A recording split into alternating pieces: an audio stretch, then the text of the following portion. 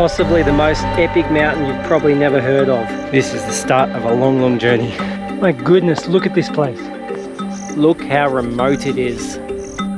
It's just going up and up and up. Man, like I don't know if you can see that, but it is really steep. We are getting elevation. It's incredible how the local people live here. So this one, it can be mixed with water. It's okay. That tastes like strong fermented alcohol. Yeah. It's like heaven shining down on earth. Well, we made it!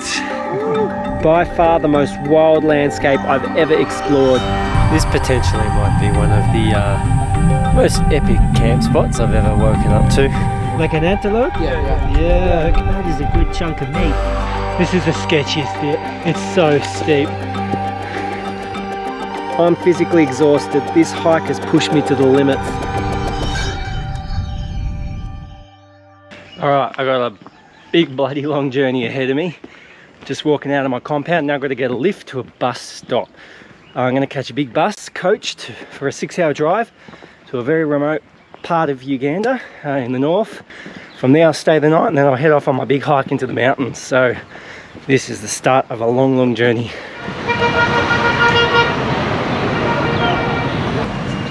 Alright, now it's just time to wait for the coach.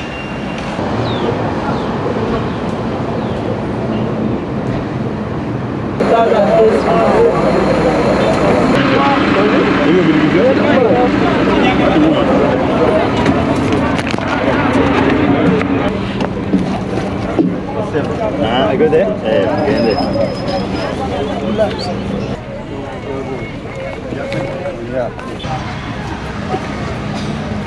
I'm in Uganda, a landlocked country in East Africa. I called the town of Jinja on Lake Victoria home for many years, but now I'm heading into the northeast of the country to the Karamoja region to explore an ancient volcanic mountain called Mount Moroto. This region of Uganda is wild, remote, and for a long time has been largely unexplored by hikers due to conflict in the region. Now with it finding stability, it is the perfect place for an adventurer to explore because it truly is a place of beauty. So as I prepared myself for what I thought was a 6-hour bus ride north, but ended up taking a lot longer, I watched out the window as the lush green tropical landscape slowly turned into wild savanna grasslands. Thank you so much.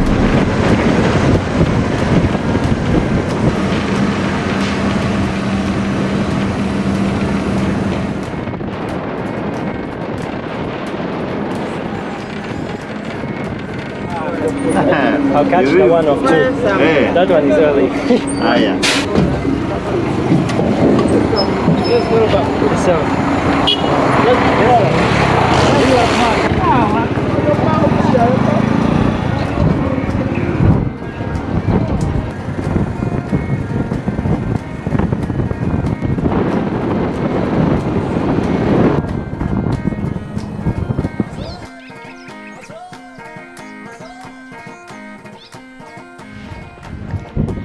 Okay, so I've made it here to Mount Moroto, and I'm just staying in a town that's on the outskirts of this big mountain, which I'll be hiking tomorrow. So I think I've got about 30 kilometers, elevation of around 3,080 meters above sea level. So it's quite high elevation, though it's on the equator, so we don't get snow at this point here. So yeah, it's just beautiful watching the sunset go down, and it was a big day today, 10 hours on the bus, and here with a friend of mine, just saying g'day. And yeah, I'll see you guys tomorrow in the morning.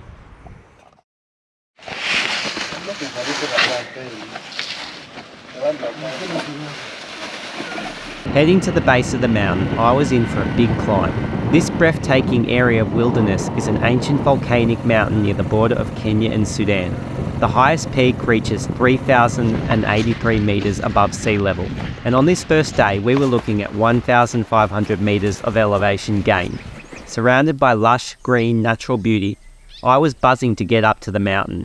I was accompanied by 3 local guys who knew the mountain back to front and would be able to help me gain permission to pass through the small village communities dotted throughout the mountain. Okay, good morning everyone. So we're on day 1 of the walk, heading up to that peak over there to spend the night. We have our crew here. We have Daniel, Timothy and Adam. I think I got all that right. Yeah. And we're looking forward for a big day's walk today. Okay, under the shade we are in now. It's a balanite tree. and it's one of the important trees in the Karamoja region. And in dry seasons, since this kind of tree becomes more greener, so locals tend to pick the leaves from the balanite tree, and they use it as greens in the dry season.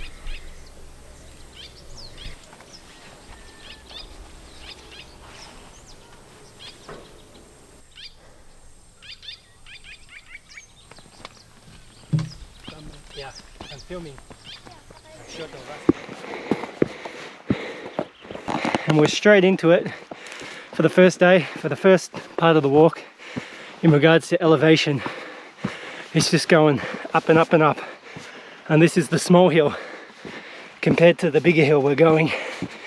But if you know what I'm like, I can walk for days on end across flat sandy beaches or outback country. But as soon as I start doing elevation, I start sweating up a storm. Oh.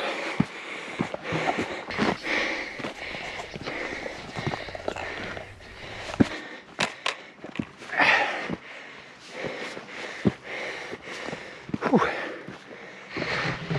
Look at this little fella here. These little champs, I think, would have a thing or two to teach my own kids when it comes to trekking.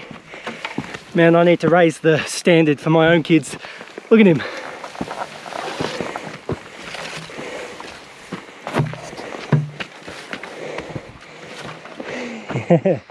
Legends.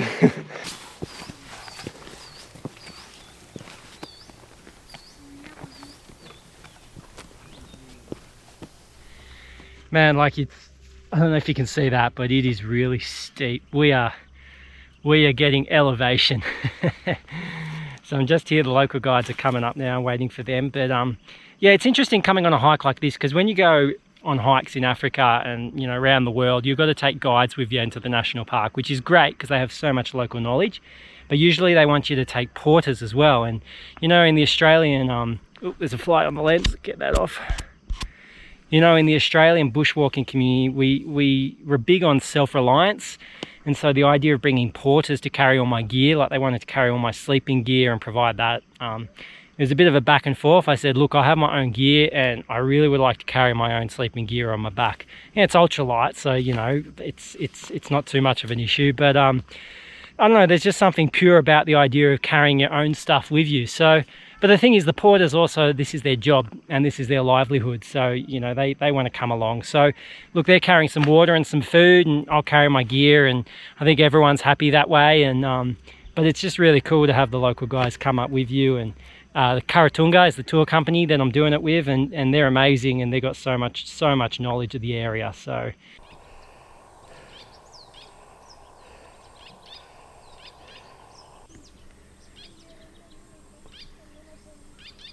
starting to get hot now. We'll be going in the sun. So this is my traditional African bushcraft hat, made of bark, basically bark from a tree. Makes a good hat.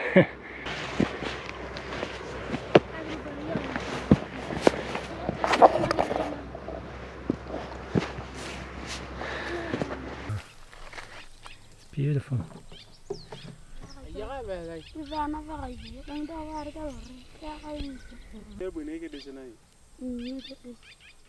So I was asking these kids how old they thought I was.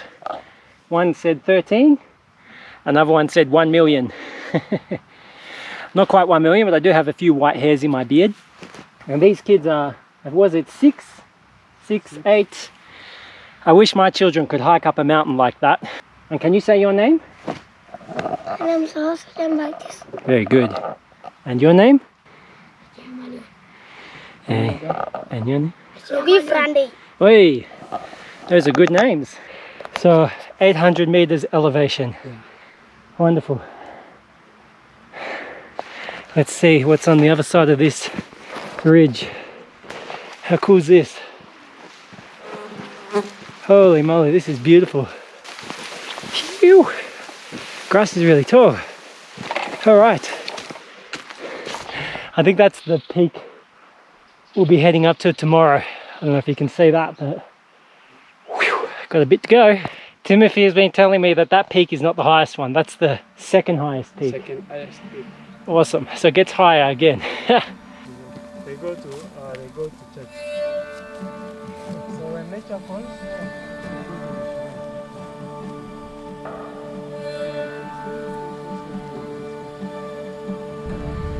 So we have mountains here, but if you can see there on the camera, these plains, just endless plains.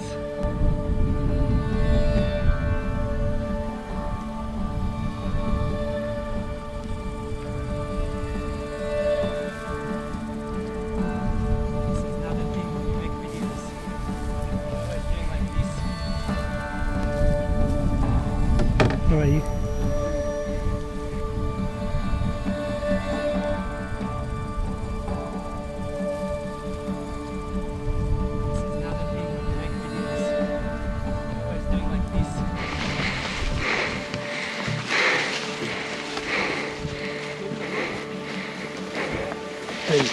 And also the culture of the tepeth are local changes because of the intermarriage.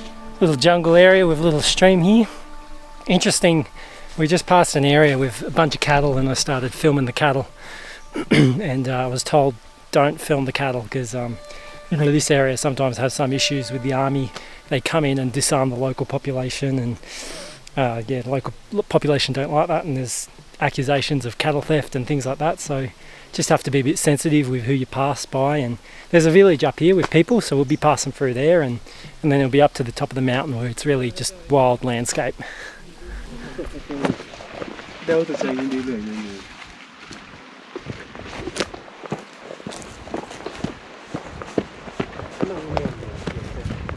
Yes, how are you? Fine. Good afternoon.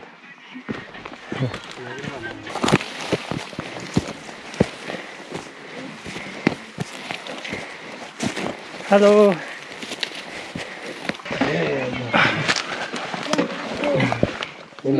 Slowly. Okay. Wow.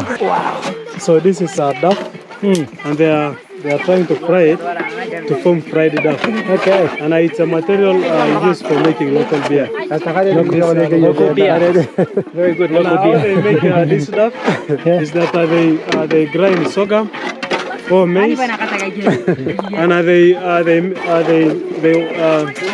they soak it. They try to mix it with a little cold water, Okay. and they soak it. They leave it to ferment in the bucket for 9 to 7 days. Then after 7 days, it turns sour. Okay. So they fry. So this is what it does. It's a little sour, but the locals eat it. A local beer. Good. Very sour. Yeah. And if you eat more of it, it makes you satisfied. Mm. If you also mix it with the sugar, I think they have some local beer here to try.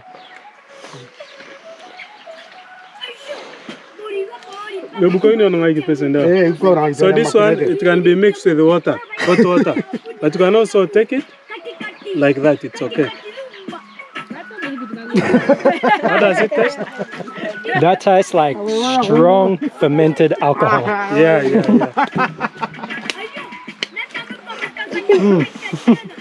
And since locals always have 1 to 2 meals a day, since they have 1 to 2 meals a day, so what they depend for the day, it's always local beer. Okay. So once they take it, if they take a little of it, like 1 cup of it, Yeah. it makes them satisfied. How do I take? You can. This is local tobacco. So this one is you just sniff. Okay. Should I try? Yeah, sure. This one.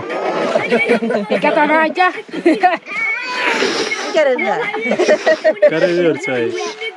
That's fine. Yeah. But maybe later you'll. Sneezing.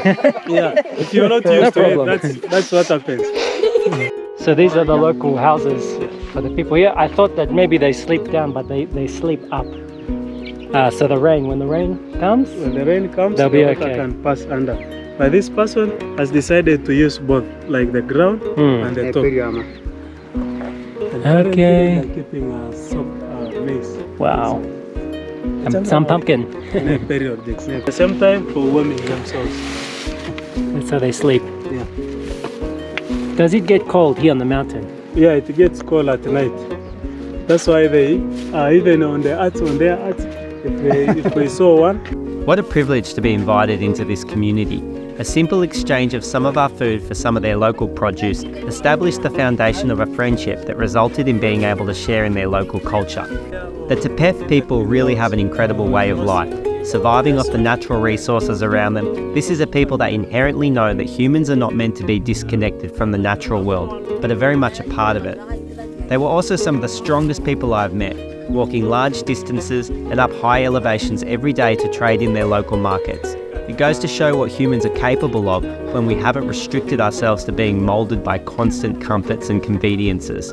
It's a lesson I'll be taking to heart for years to come.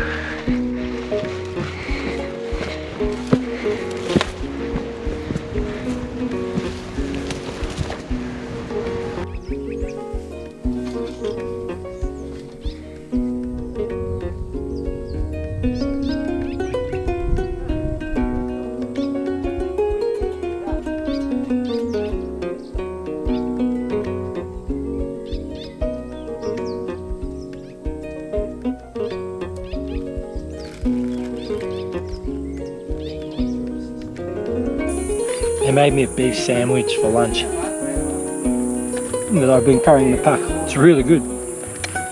And a hard-boiled egg. Only problem with that is I've never eaten egg for most of my life. So I'll give that to one of the boys.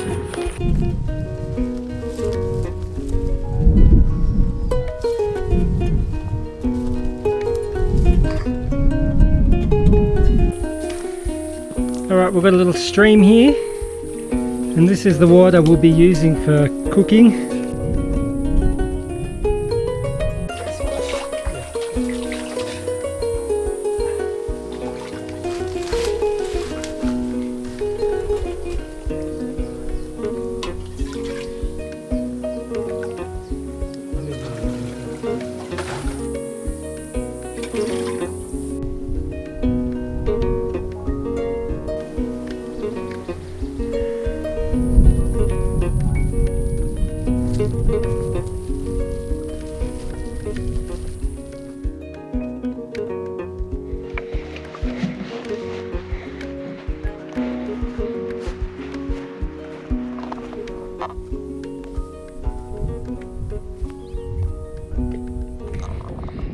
Campground 1.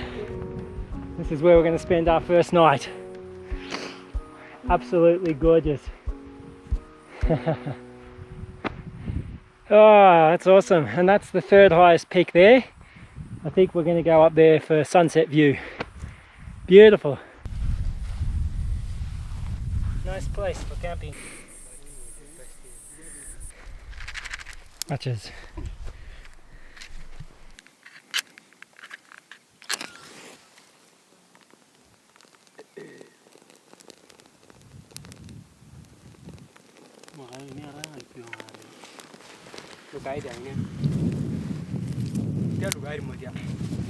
Cooking beans already for dinner because they take some time to cook. Yeah, but this is fresh, it won't take long. Okay.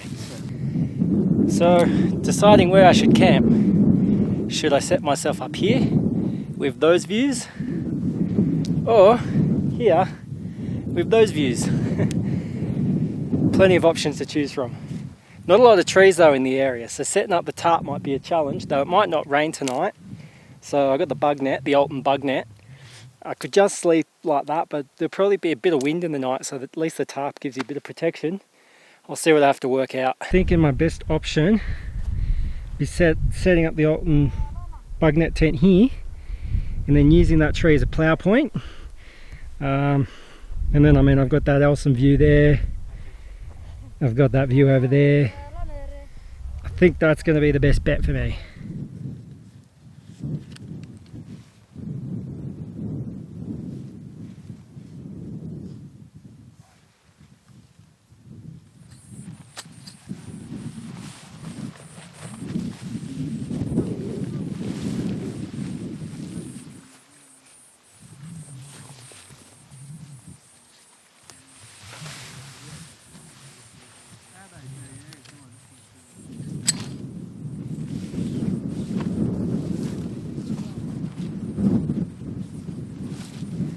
All right, that's my shelter.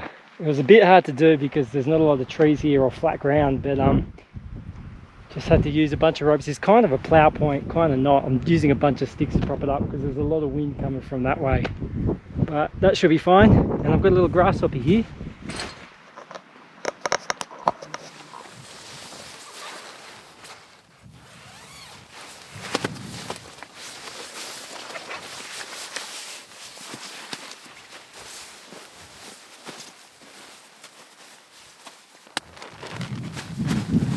Okay, so for the sleep setup up here in the mountains, you know, because we actually are at high altitude, did want some warm stuff. So I've got the Alton insulated mat, I've got the Nevegear watertight quilt, and I've got the Alton pillow. And in case I need it, I've got a Cedar Summit reactor liner. Probably won't need that tonight. But that'll be my little setup for tonight. Alright, big walk now. Set up camp. We're going to go up to there for the sunset views, yeah? Yeah. Okay, let's see if we can make it.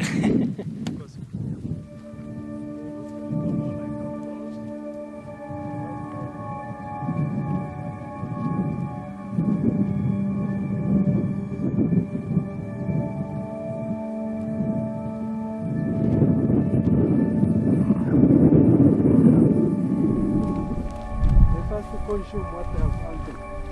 When it's almost done, then they can move. Steep, it goes steep down there. Look at that.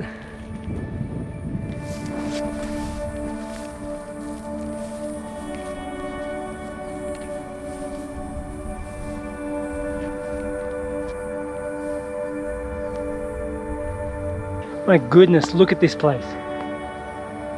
Look at this track we're walking along. We're going to go up there. I'll see if I can make it. Secretly, I am buggered. Absolutely buggered.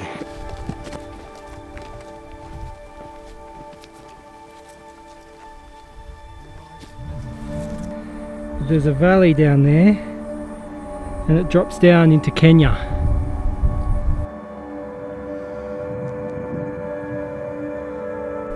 It's like heaven shining down on earth.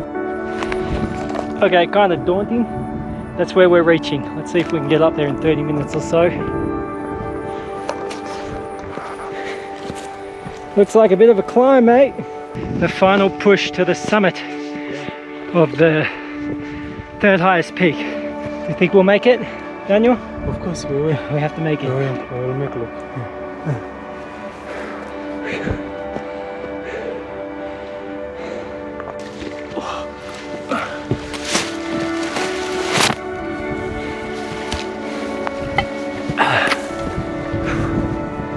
Feels never ending. Is that it there? We're about to reach.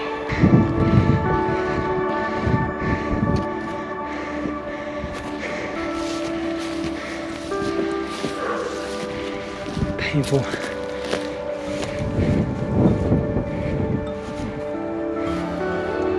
Oh yeah. The summit. That was an exhausting day. Yeah. Almost 2,000 meters of elevation from the beginning to the end of the day. But we made it! There truly are some places in the far-flung corners of the world that just take your breath away. This really has got to be one of the most epic locations I've explored in Uganda. Almost every corner and section of the mountain, you're left looking at a view that feels otherworldly, almost like it's not entirely real and you're walking through some kind of a dreamscape. As we walked along the ridge, I looked out across a wild primal landscape and felt that rush in my blood of why I do things like this, why I walk, climb and hike to wild places in the world, far away from any cities or urban sprawls, all so I can feel very, very small, and in doing so, feel so very alive. You made it. Yeah. Well done. Thank you. Well done. Just in time for some dinner, some campfire. Look at this. Very nice. Settling in for the night and sitting around the fire with my new friends, I couldn't help but think of how far away from everything I was. With a fresh plate of rice and beans to fuel my weary body, I settled in under the stars with the wind blowing over the mountain, to slowly doze off to the glow of the fire illuminating the exotic looking plants around me. This truly was a day to remember, but I was in store for so much more with what the next day would bring.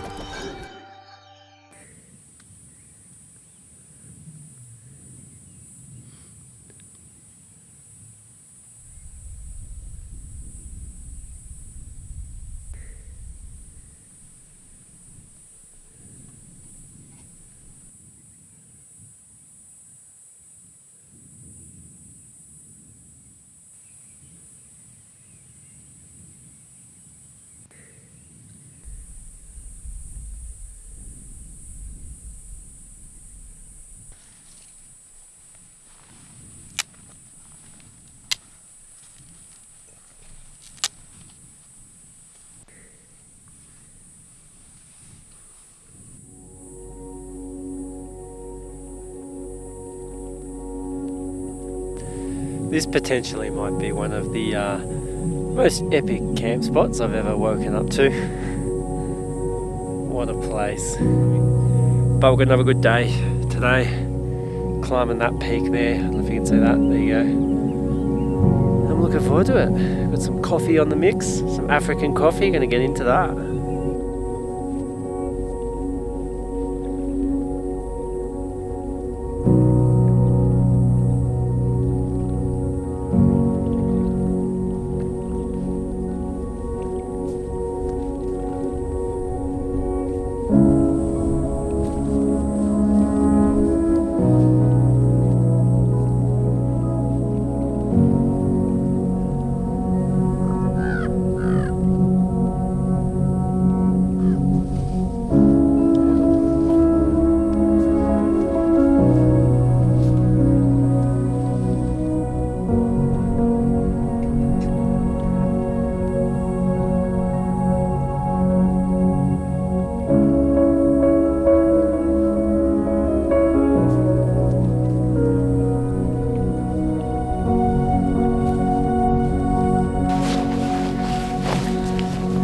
So the reason for the Alton bug net tent is because being in Africa, we have a lot of mosquitoes here and they carry malaria. This is probably the one place where you really do need a bug net tent.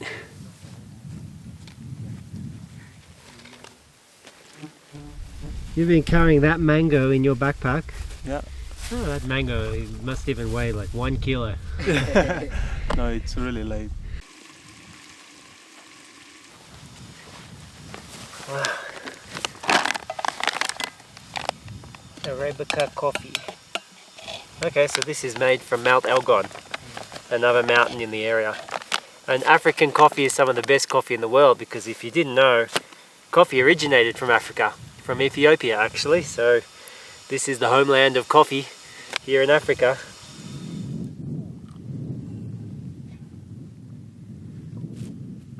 You also have coffee? Yeah. Well, that's a good breakfast. Like the one you tasted yesterday. Yeah, I'd have that for breakfast. Yeah.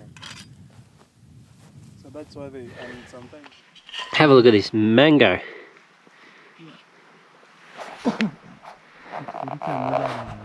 Fresh African mango for breakfast. I'm just not used to this kind of good food for when I'm camping, so that's awesome. So one thing this morning that was a bit of a shock to me was seeing how much food these lads were carrying in their backpacks for me, for my breakfast this morning. And you know, my pack was about 10 kilos, but I felt their packs yesterday. They might have been pushing 18, 20. And yeah, they've got all this stuff, mangoes and bread and peanut butter and all this for me. And yet they're just eating the leftover rice and beans from last night. And man, like, if you know me, I'd be happy just to eat that with them. I don't need all this fancy stuff.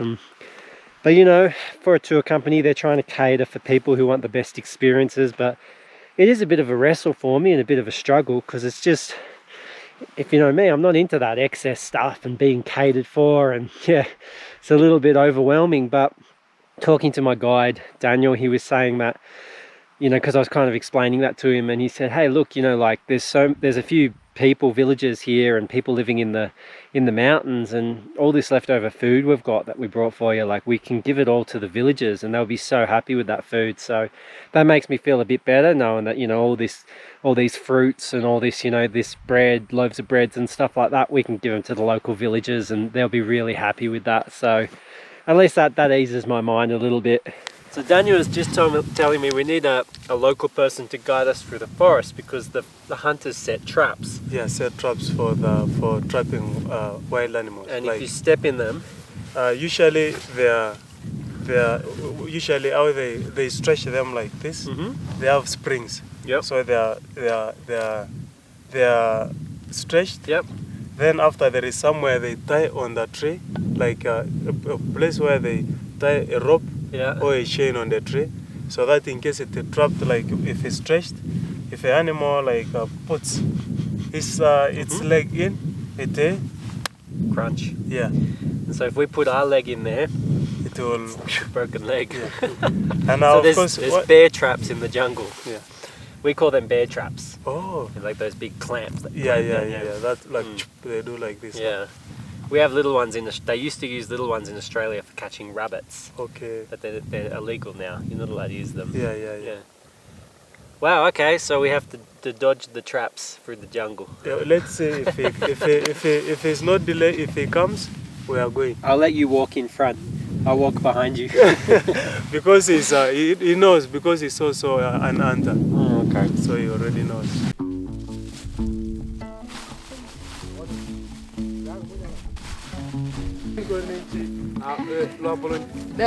So we have a local hunter has just come into camp, and this is what he's caught. Don't know what animal this is, but I'm looking forward to seeing what it is.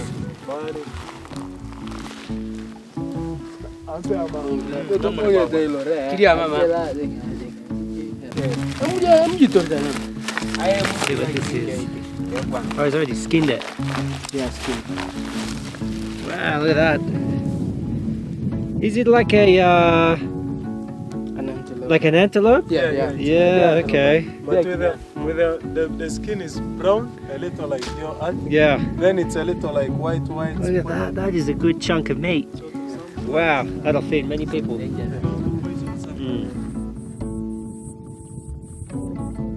So all these local people just wandering into camp, and we've given them all our leftover food, which is what I was, happy about before. So that's cool to see.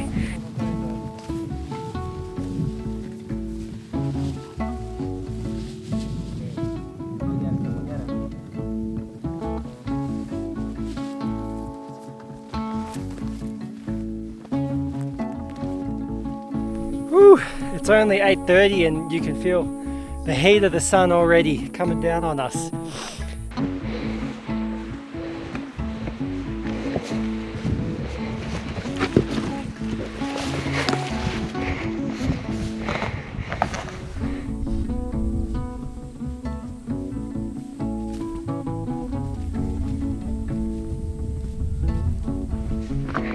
This morning I'm just stopping at every second point and getting the camera out to film and shoot, because it's like these views are incredible. It doesn't end.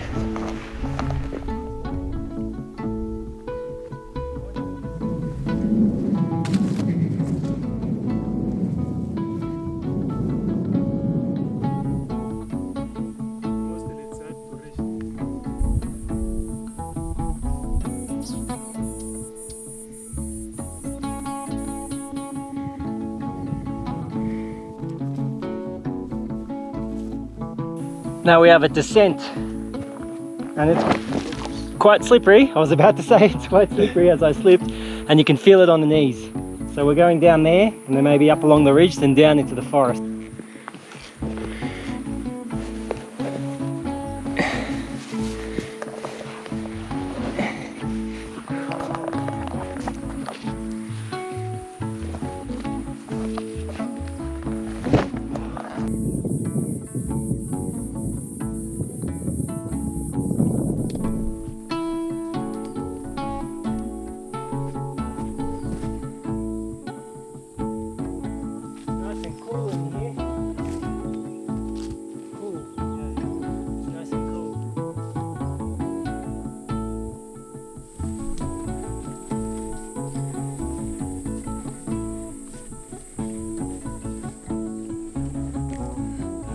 The spikes on that.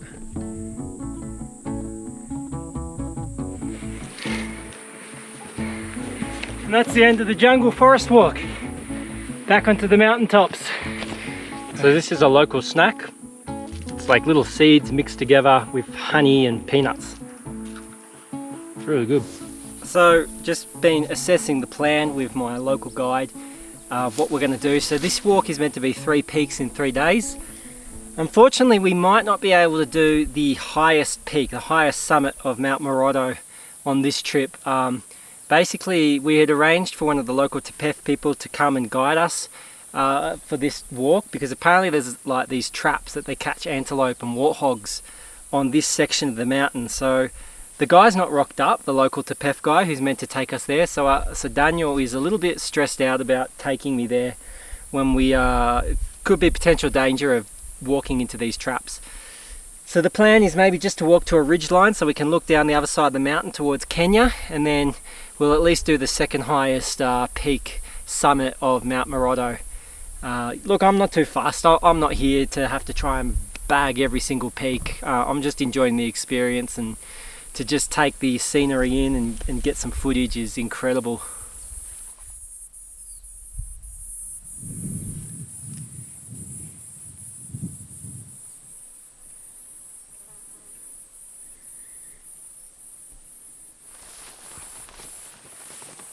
Look at this place.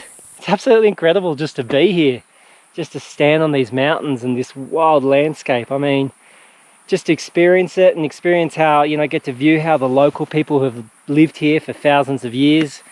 And, you know, I really love Australia and Africa. I find there's something very primal about the two landscapes in both Australia and Africa. It's this real kind of ancient feel to both of these places, to these lands, and that's why my heart has always been, you know, kind of drawn and torn between the two, between the Australian bush and the African mountains and the African bush as well. So it begins, the last push to the summit.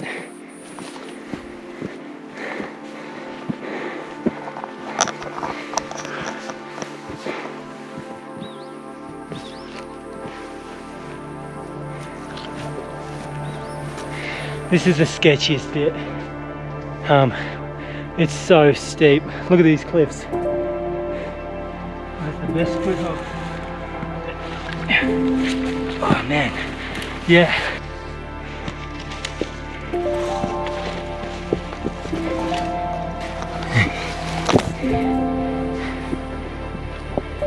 A little bit.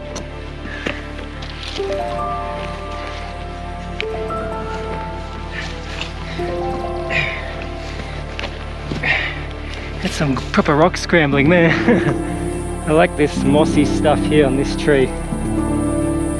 It's like a beard. What's cool about this is it's actually got a bit of a, you know, Vico high country alpine feel. Like when you get up into the top layer where there's no trees, you get these plains like this, and it feels very similar. We're on about the same altitude as you can get up in the Vico high country, like 3,000 meters.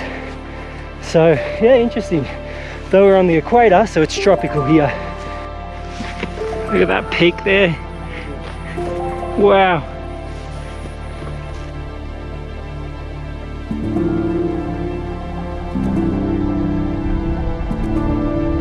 So we've just left our packs here, because the last part looks like a bit of rock scrambling, and we're going to come back this way anyway. So we're just going to make it to the summit now. This rock looks like a face with a nose and a mouth. It's like the face of the mountain.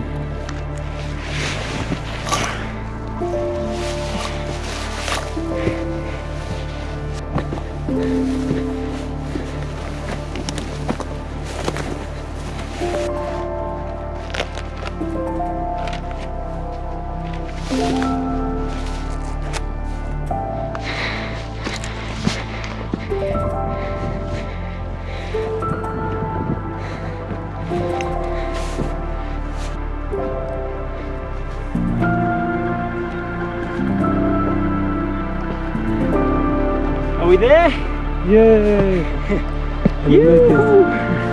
Look at that! Awesome, thank you for taking me here. Most welcome. Yeah.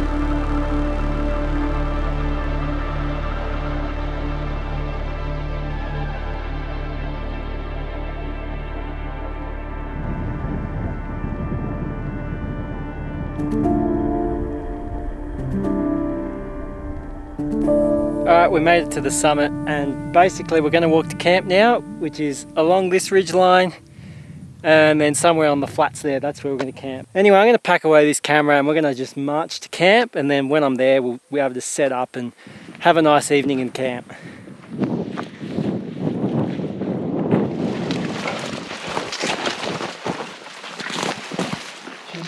This is where the locals used to sleep. Wow. They would come and camp here because the army could not reach them here.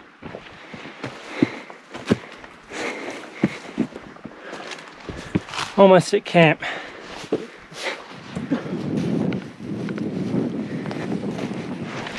Alright, so here's something fascinating. This tree here, do you know what this tree is? Yeah.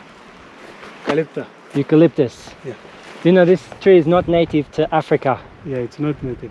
Do you know where it comes from? No. Australia. Australia. It's native to Australia.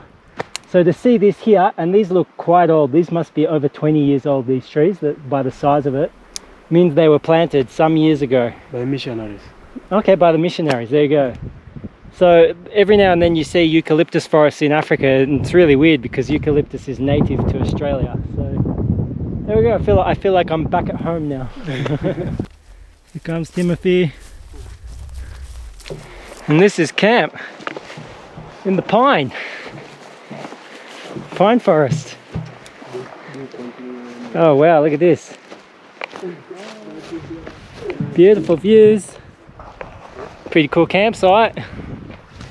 So there's heaps of trees, so I might set up a plough point from here with the bug net, and then over here I've got these beautiful views.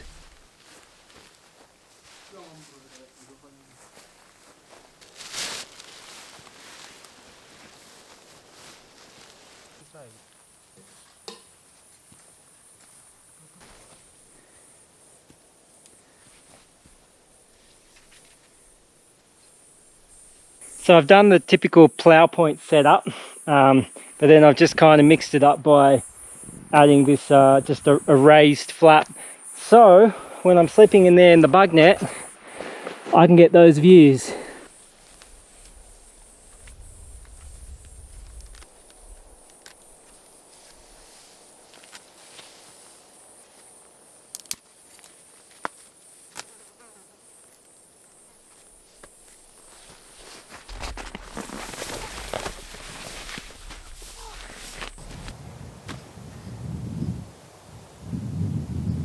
Got a bit of a Hobbiton feel, like the Shire here.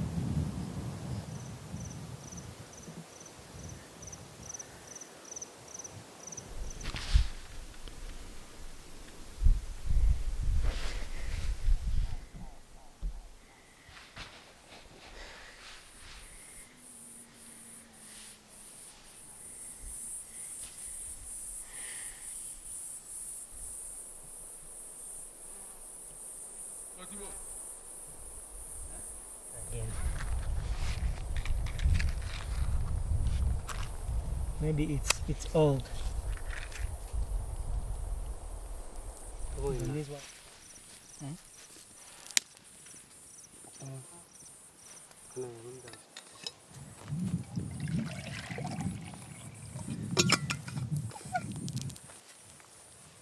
Dog and gun coffee. Just gonna put this there. Okay. I have to cook at least once on this trip, so I might as well make a dog and gun coffee. So it's not like the press. You see, it's called pre-drip filter. Okay. You can try some dog and gun coffee. This is Australian coffee. Dog and gun. Like a bit of coffee in the afternoon. So what's the verdict? How is Australian coffee? Is it okay? Yeah, it's better than Ugandan.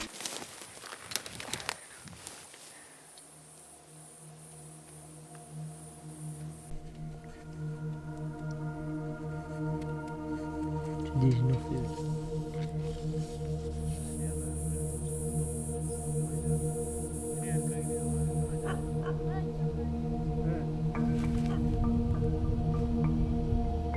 Doris Lessing, the novelist who was intrigued with Africa, once wrote that Africa gives you the knowledge that man is a small creature among other creatures in a large landscape. That was the sense I got while on this trip, how very small I am among a big landscape. How many unknown little valleys and hills and caves are out there to explore? How many big mountains and grasslands exist on this continent that I'll never even hear about, let alone have the honour of gazing my eyes upon? It's a good way to keep you humble. Coming to places like this, it can help remind you that all those little inconveniences we like to complain about, as if somehow we were the centre of the universe, are actually rather insignificant. We may be at the centre of our own lives, but we certainly are not the most important thing to the rest of the world. There are greater, bigger and weightier things out there than us. The natural world reminds us of that, and that actually helps free us from the tyranny of constantly thinking about ourselves, and instead to resting content with being captured by the awe and beauty of what is out there.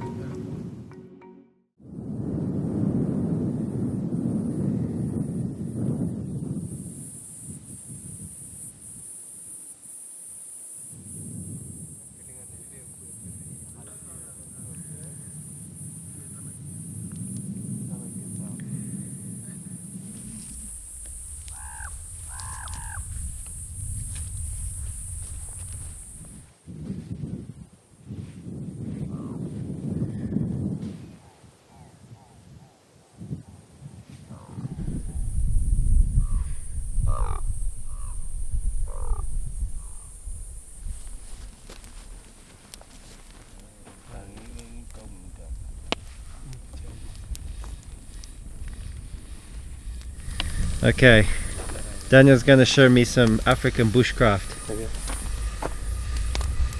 How's it work? I just shoe. And it's like a toothbrush.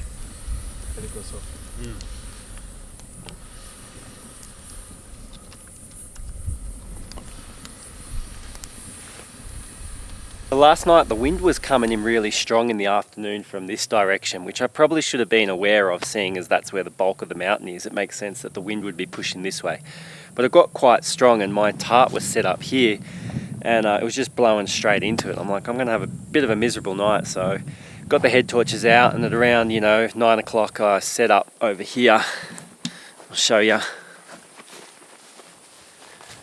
So just set up the plough point over here and this way I was totally protected from the wind, so had a good night's sleep like that. Bush toast for brekkie.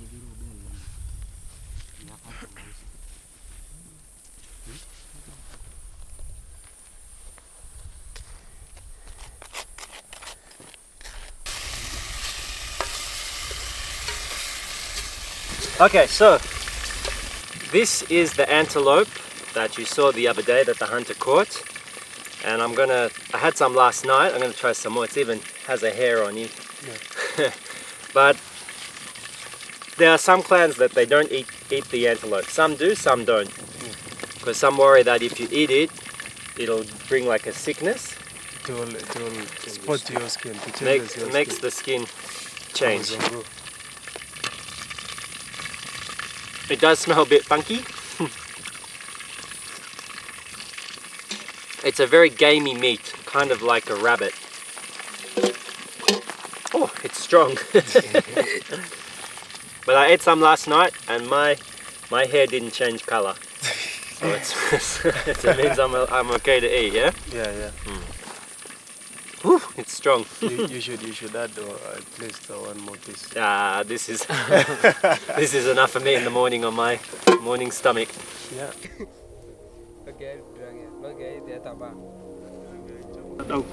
We have a friend who's come to eat some antelope.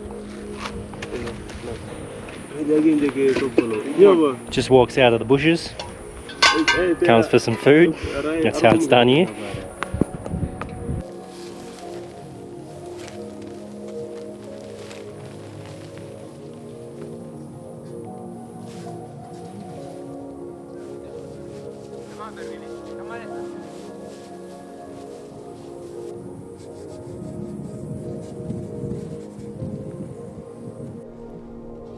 With just a short 2-hour walk ahead of us to the bottom of the mountain, weary and tired, I packed up my gear and started reflecting on what I had just experienced.